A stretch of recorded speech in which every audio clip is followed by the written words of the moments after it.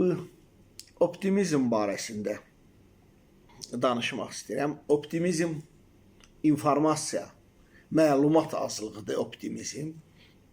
Bayaq söylədiyim kimi bilirsən ki, genlərin qocalacaq, qocalıq var, xəstəlik var, ayrılıq var, əzizləri itirəcəksən. Bunlar bunlar həmişə olub. İnsan həyatı bundan ibarətdir. Digər tərəfdən indi biz zamanın sonunda yaşayırıq da, epoxanın sonunda.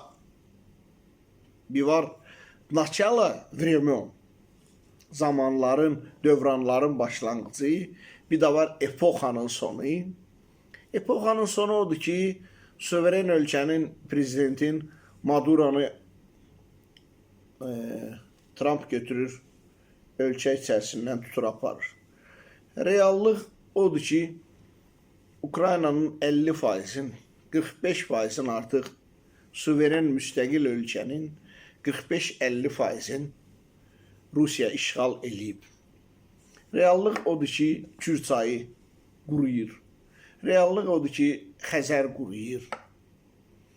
Yəni, beyin analiz eləyən qurğu, müqayisə metodu ilə analiz eləyən qurğu bütün bu parametrləri beyinə verib, oradan optimist qərar necə alsın sabaha?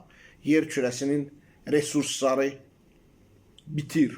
Bütün futuroloqlar deyir ki, birazdan içməli su uğrunda müharibələr olacaq. Və yenə də bayaqki videoma istinadən deyirəm ki, övladları ilə nəfəs alıb, mən övladlarım üçün yaşayıram. O, yəhudilərin bir sözü, yəhudi övladına o qədər deyir ki, 100% Avram səndən yaxşı bir şey çıxacaq. Yəhudi 40 yaşına, 50 yaşına kimi o şeylə yaşayır ki, atam, anam mənə deyirdi ki, mütləq səndən nəysə yaxşı bir şey çıxacaq, sən mütləq öz yerini tapacaqsan. Necə ki, bizim talış qardaşlarımız, bacılarımız uşaqlarına həmişə mənim milsioner balam, mənim doktor balam, mənim müəllim balam, daim ona.